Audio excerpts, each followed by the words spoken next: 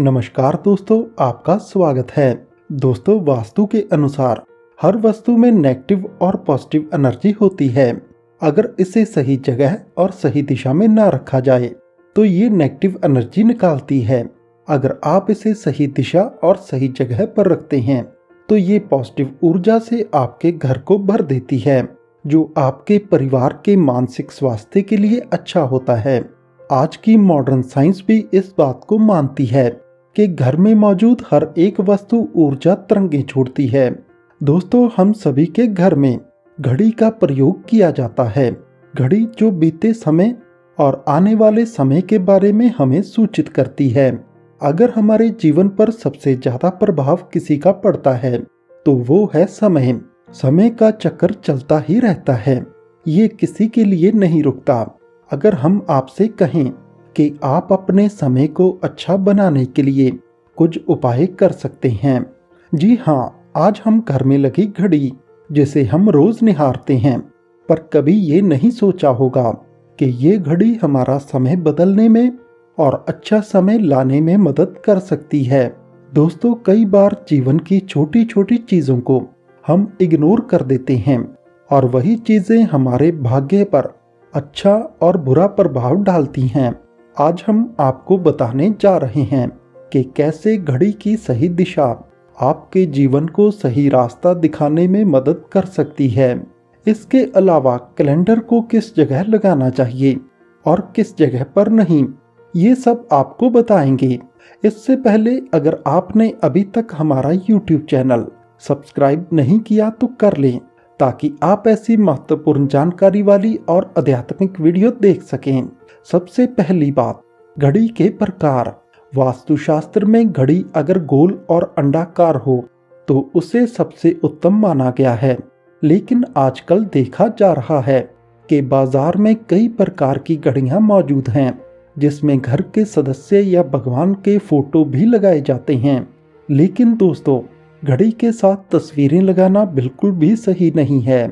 ऐसा करने से आपके घर के सदस्य के जीवन पर समय का प्रभाव देखने को मिल सकता है।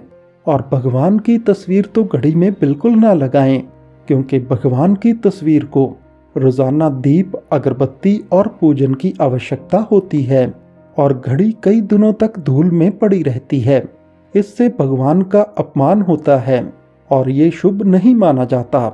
हो सके तो घड़ी का आकार गोल और अंडाकार ही पसंद करें। घड़ी का गोल अंडाकार आकार हमारी पृथ्वी के आकार को दर्शाता है। चोकर घड़ी के कोण नुकीले होते हैं और वास्तु के अनुसार नुकीली चीजें पूरी ऊर्जा का संचार करती हैं। दूसरी बात, घड़ी को हमेशा साफ और नया रखें। दोस्तों, जैसे हम सब जानते हैं, हमारे जीवन में कुछ बेहतर होता रहे तो उसके लिए हम खुद को संवारे रखते हैं, नए कपड़े और नए आभूषण पहनते हैं। उसी प्रकार अपने घर की घड़ी को स्वच्छ ही रखना चाहिए। समय समय पर घड़ी पर पड़ी धूल मिट्टी और जालों को साफ करते रहें। ऐसा करने से आपका भाग्य कभी धुंधला नहीं पड़ेगा। और कई घरों में आदत होती है कि पुरानी घड़ी को बनवाकर चलाते रहते हैं। एक जगह नई घड़ी आई तो पुरानी किसी और जगह लगा देते हैं। कृपया ऐसा ना करें। घर में पुरानी टूटी हुई और बंद घड़ी को कभी ना रखें। इससे घर के अंदर दरिद्रता का वास होने लग जाता है। बंद पड़ी घड़ी को घर में रखने से व्यक्ति के जीवन में नए अवसर नहीं आते और वो अपने कार्य में सफलता प्राप्त नहीं कर सकता। घड़ी की दिशा हमेशा सही होनी चाहिए। घड़ी को कभी भी दक्षिण दिशा में नहीं होना चाहिए। दक्षिण दिशा यमलोक की दिशा मानी जाती है। काल का अंतिम चक्र इसी दिशा से शुरू होता है, इसलिए वास्तुशास्त्र में इस दिशा को घड़ी के लिए अशुभ माना गया है। घड़ी को उत्तर, पूर्व या पश्चिम दिशा में आप लगा सकते हैं, किंतु ध्यान ये रहे, घड़ी को घर के मुख्य द्वार, दरवाजे या आने जाने के लिए उपयोग में लाए जाने वाले दरवाजे के ऊपर कभी ना लगाएं। इससे समय का प्रभाव आपके आने जाने की गति और दिनचर्या पर पड़ सकता है।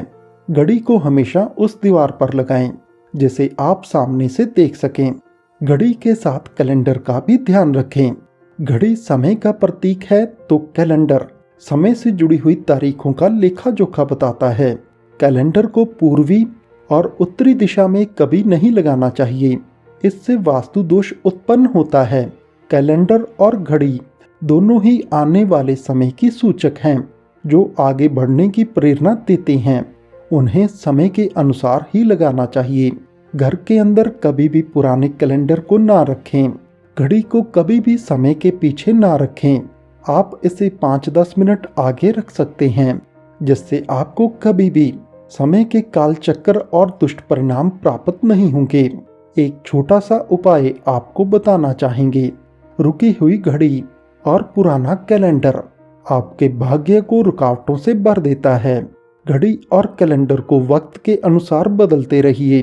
कभी भी अपने सोने वाले कमरे में कैलेंडर ना लगाएं, ना ही इसे मुख्य द्वार पर टांगे। ये शुभ नहीं माना जाता। पुरानी घड़ी को किसी को दान में देना शुभ माना जाता है। ऐसा करने से आपके जीवन से बुरा टाइम निकल जाता है। तो दोस्तों, ये थे घड़ी से जुड़े हुए कुछ वास्तु टिप्स। अगर ये जानकारी आपको पसंद आए तो हमें कमेंट करके ज़रूर बताएं। और हाँ, वीडियो को लाइक और शेयर करना ना भूलें। धन्यवाद।